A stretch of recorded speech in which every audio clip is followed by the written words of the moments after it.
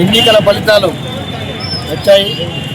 West బెంగాల్లో అత్యంత దరిద్రమైనటువంటి నీచ నికృష్టమైన టీఎంసీ పార్టీని మట్టి కరిపించి భారతీయ జనతా పార్టీ ఘన విజయం సాధించడం జరిగింది.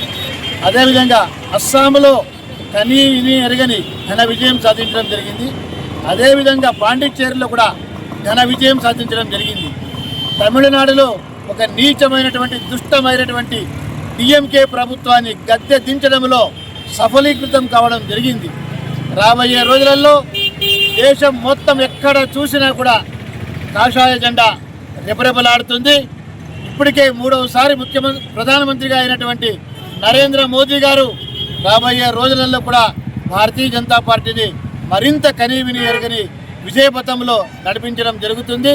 రాబోయే రోజులలో వికసిత భారత లక్ష్యాన్ని సాధించడంలో, అదేవిధంగా ప్రపంచంలోనే విశ్వ గురువుగా భారతదేశాన్ని నిలబెట్టడంలో కూడా సఫలీకృతం అవుతారు.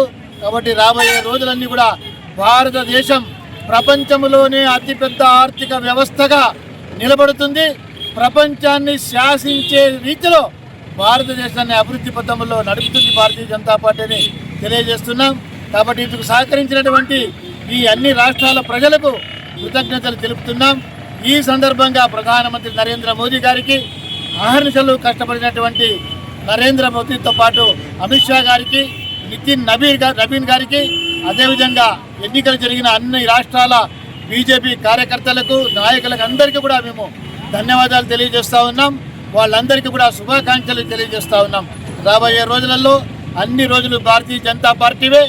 ఆంధ్రప్రదేశ్ రాష్ట్రంలో కూడా బీజేపీ మరింత బలంగా పుంజుకోబోతుంది. రాబోయే ఎన్నికల నాటికి ఒక మరింత బలమైన శక్తిగా భారతీయ జనతా పార్టీ ఎదుగుతుంది. ఎవ్వరి దయా దాక్షిణ్యాలు లేకోకుండా కూడా ఆంధ్రప్రదేశ్ రాష్ట్రంలో తన స్వశక్తిని భారతీయ జనతా పార్టీ పెంపొందించుకుంటుంది. తప్పకుండా భారతీయ జనతా పార్టీ కార్యకర్తలందరూ కూడా ఇదే ధ్యేయంతో, ఇదే ఉత్సాహంతో ముందుకు వెళ్ళాలని మరొకసారి కోరుకుంటూ మరొకసారి అందరికీ ధన్యవాదాలు తెలియజేస్తా ఉన్నాను. భారత్ మాతా కీ, భారత్ మాతా కీ, భారత్ మాతా కీ, వందే మాతరం.